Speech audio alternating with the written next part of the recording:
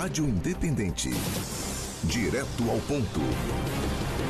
Direto ao ponto em nome de Heineken, tecnologia em higienização. A participação também nas sextas-feiras aqui com o Dr. Frank, sempre em nome de Heineken. Conheça a linha Via Vale, produtos desenvolvidos para o seu cuidado e bem-estar do seu lar. Acesse nossas redes sociais, @produtos Via Vale. Médico e Gourmet Marcos Frank. O pastel é uma criação portuguesa ou dos imigrantes japoneses? Tudo bem, Dr. Frank? Bom dia. Bom dia a todos os nossos ouvintes aí. Eu sou um grande fã de pastel, né? Acho que dificilmente encontrar um brasileiro que não goste de pastel. E a imaginação brasileira colocou dentro daquela massa tudo que a gente possa imaginar, né? Já vi pastel, os pastéis tradicionais que a gente conhece, de carne, de queijo, de frango, mas já vi de sonho de valsa, de goiabada com queijo, né? O céu é o limite para o que se pode colocar dentro de um pastel.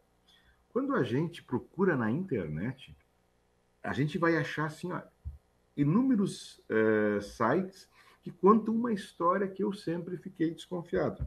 A história que eles contam é que os japoneses chegaram no Brasil durante a Segunda Guerra Mundial, fugindo lá, foram para São Paulo, e eles começaram a pegar uma adaptação do gyoza e do rolinho primavera, e olha só, tanto o gyoza como o rolinho primavera, eles não são da culinária japonesa, eles são pratos da culinária chinesa.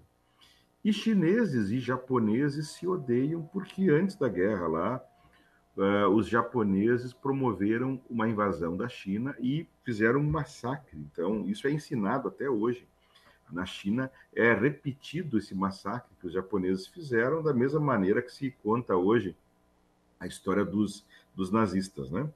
Então, a história que se contam é, os japoneses chegaram, e aí o pessoal tinha preconceito contra os japoneses, então eles se disfarçaram de chineses, pegaram os pratos lá e fizeram uma massa, não tinha saquê, botaram cachaça e surgiu o pastel de feira.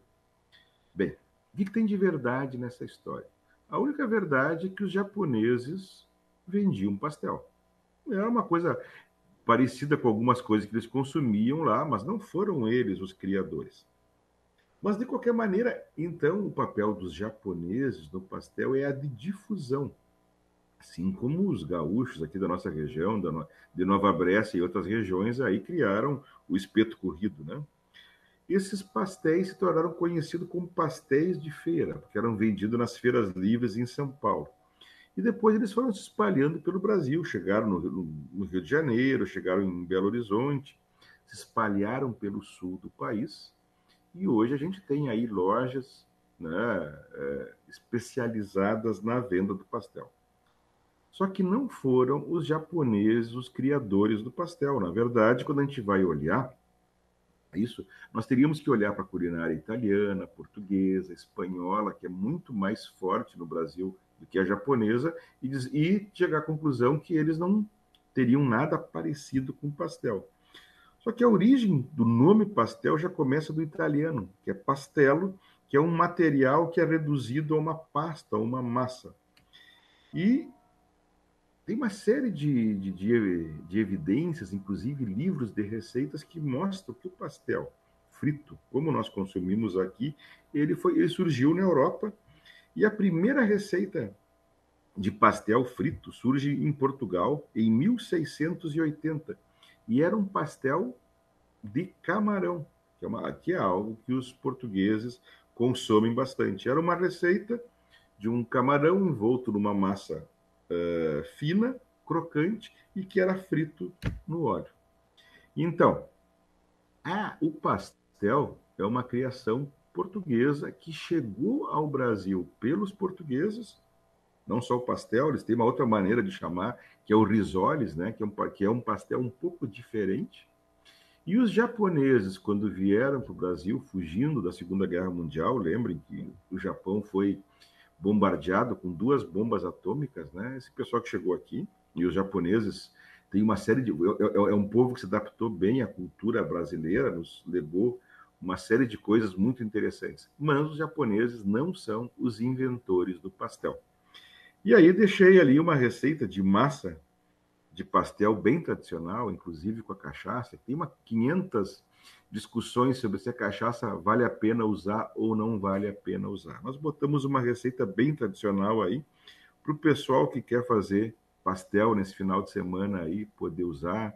Pode comer sozinho, pode comer com sopa, pode fazer o que quiser com o pastel aí, botar o recheio que quiser. Isso faz parte da gastronomia, né?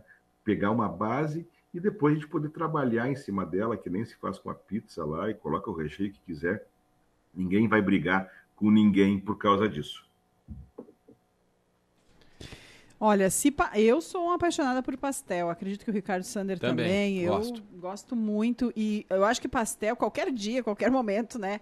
É momento de pastel. Mas um dia como hoje, assim, por exemplo, dá mais vontade ainda de um pastel. Isso independente do sabor. Aí vai, né? Depende do dia, depende do que se tem em casa também. Ou se planejar fazer o pastel, né? Fazer vários sabores. Aí também acho legal. Exatamente isso. O pastel permite isso, né? Ele é uma base. O que vai colocar de recheio lá dentro? Vejam que ele nasceu com o camarão, né? E voltou, depois de um tempo, o brasileiro, sem conhecer a história do pastel, que ele surgiu lá como algo que envolvia um camarão, voltou a fazer pastel de camarão. Isso aí, eu me lembro que a gente, na minha juventude, camarão não era uma coisa assim tão comum. Então, pastel de camarão era algo que se comia na praia, né? Era um evento, né?